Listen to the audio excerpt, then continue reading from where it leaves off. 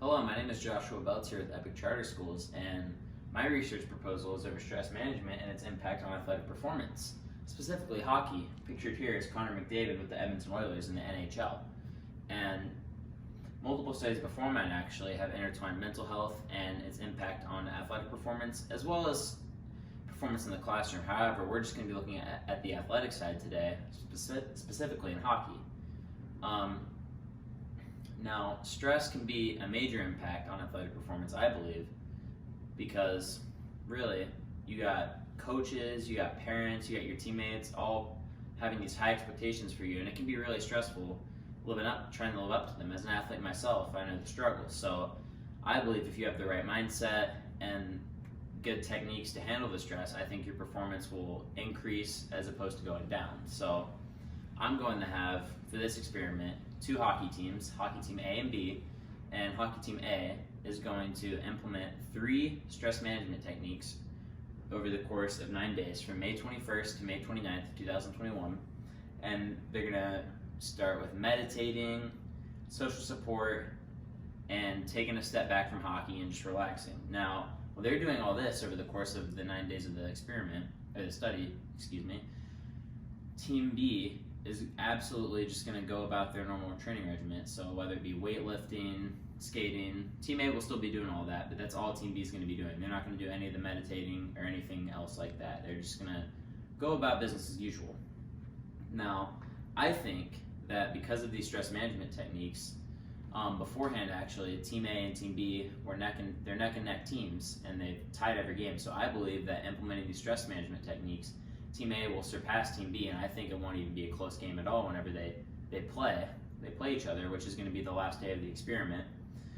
May 29th is when they meet to play. So, with that being said, as I said earlier, we'll have athletes on Team A perform stress management techniques, while Team B won't. And you may ask me why I choose, stress management techniques, mental health, all that stuff to improve Team A's performance as opposed to increasing their weightlifting regimen or their on-ice practices or anything like that. And I believe, as an athlete myself, I know that I think most of the game and contributing to high performance is up here in your head, your mental game, as opposed to the physical part of the game. I think if you have a good mindset and you're positive about everything and you know how to deal with stress and you just have less worries, the better you do on the ice. So, with that being said, the way I plan to conduct this experiment, well, actually first, is I got a little inspiration. I did some studying, and specifically from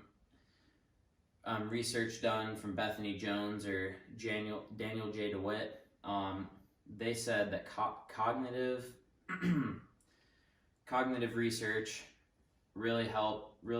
They saw that it improved, or cognitive training, really improved sports performance. And that's basically just taking a look at your thoughts and everything in your mind, really trying to get a grip on that and control it, and that just helps your outcome of your actions become more positive.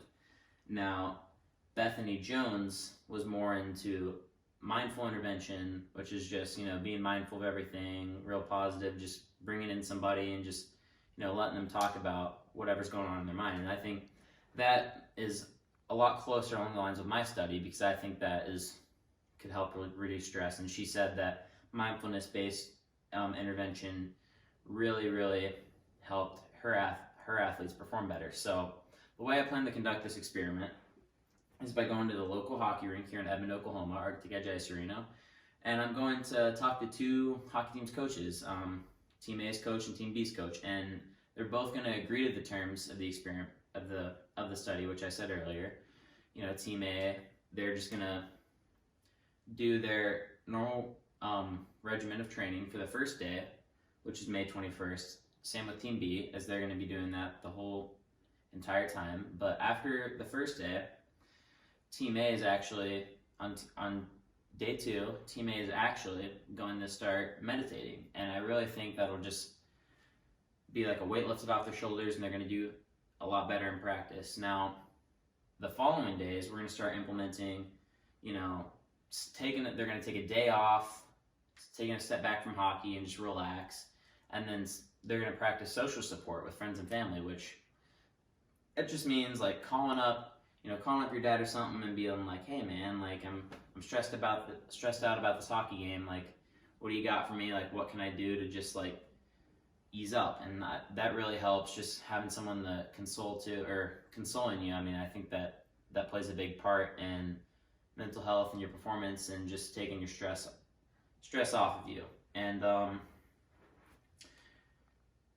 they're going to do that for a few days, and then on May 29th, that's the day that Team A and Team B are going to play. And I think that Team A is going to surpass Team B in their performance, because actually beforehand they were neck and neck teams. They had tied their previous game. So I think after implementing these stress management techniques, I think it's going to at least be a 4-goal victory from Team A. I mean, I think they're going to control every aspect of the game. Team B is going to be all frustrated.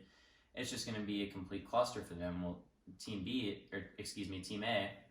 is just going to be calm, cool, and collected, and they're going to roll right through them. And with that being said, I mean, I think it all goes back to the stress management techniques, and that's going to contribute to their victory. So thank you for listening. My references are right here. I took big inspiration from Daniel J. DeWitt and Bethany Jones, as well as others listed right here. And I really appreciate you taking your time to listen to my research proposal. Thank you very much.